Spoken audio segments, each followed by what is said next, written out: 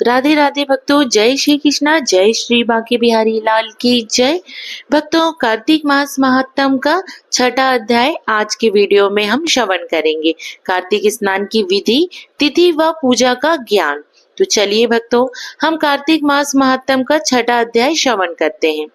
नारद जी बोले, 2 घड़ी रात रह जाए तब ब्रह्म मुहूर्त में उठकर तिल, कुशा, अक्षत, फूल, धूप, दीप, चंदन आदि लेकर पवित्र होकर किसी नदी, तालाब, कुआं आदि जलाशय पे जाकर स्नान करें।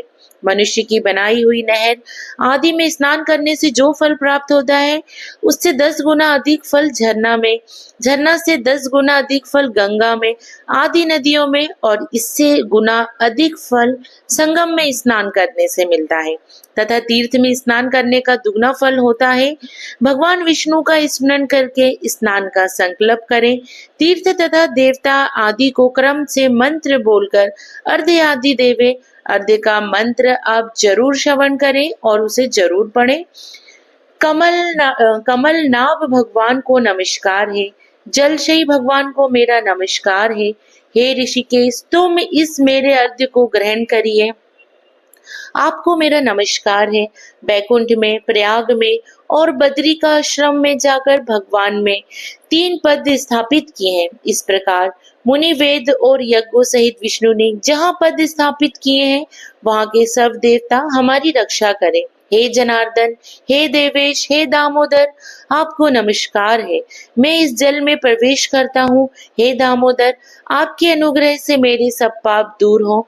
पुनः मंत्र बोलकर आप अर्घ्य देवे। हे हरे, कार्तिक मास में व्रत धारण करके जो विधि पूर्वक मैं स्नान करूं, सो मेरे अर्घ्य को आप राधा सहित अंगीकार कीजिए। हे राक्षस पतियों के नाश करने वाले भगवान श्री कृष्ण, कार्तिक मास में दिए गए मेरे इस अर्घ्य को ग्रहण कीजिए। व्रत करने वाला पुरुष गंगा, विष्णु, शिव तथा सूर्य आदि का पूजन स्मरण कर जल में घुसे और नाभि प्रत्यन जल में घुसकर विधि पूर्वक स्नान करे। गृहस्थी तिल और आंवले का चूर्ण मलकर स्नान करे तथा विधवा स्त्री और सन्यासी तुलसी की जड़ की मिट्टी लगाकर स्नान करे। परंतु सप्तमी, अमावस्या, द्वितीया, नवमी, दशमी और त्रयोदशी इन तिथियों में आंवला और तिल लगाकर स्नान ना करें। प्रथम शरीर के मैल को साफ करें, फिर वेद मंत्र द्वारा स्नान करें। स्त्री और शूद्रों को प्राण के मंत्रों से स्नान करना चाहिए, वेद मंत्रों से नहीं।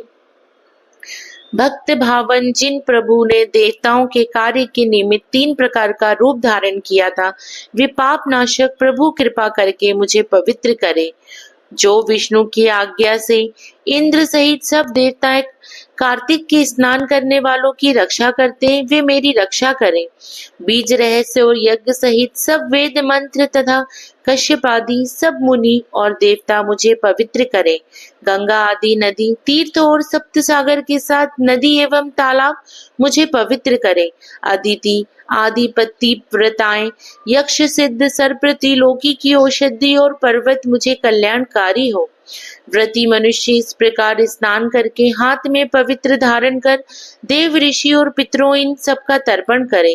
कार्तिक के महीने में पितृ तर्पण करते समय जितने तिल तर्पण में होते हैं, उतने ही वर्ष पितर स्वर्ग में वास करते हैं। तदंतर व्रती पुरुष जल में से निकलकर पवित्र वस्त्रों को धारण कर प्रातः काल के कर्मों को समाप्त कर हरि भगवान का पूजन करें। तीर्थ और देवताओं का स्मरण करके भक्ति पूर्वक गंध, पुष्प और फलों से अर्घ्य प्रदान करें। अर्घ्य के लिए आप कहें, जो मैंने विधि पूर्वक कार्तिक मास में स्नान किया है, सो मेरे इस दिए हुए अर्घ्य को हे हरे राधिका सहित आप ग्रहण कीजिए। पश्चात वेद पाठी ब्राह्मणों का पूजन करें।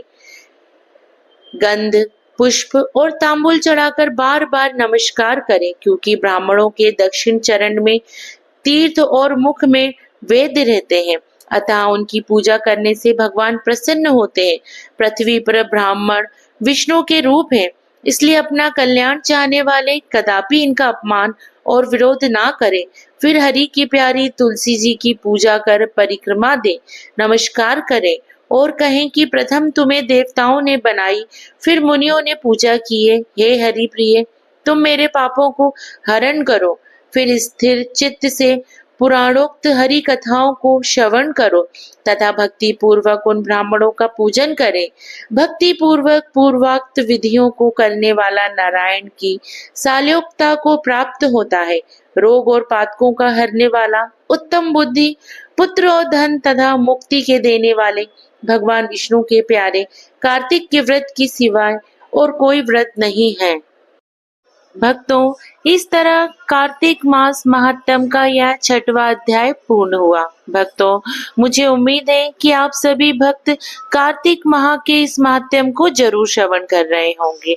आप सभी भक्तों को प्रेम पूर्वक राधे राधे।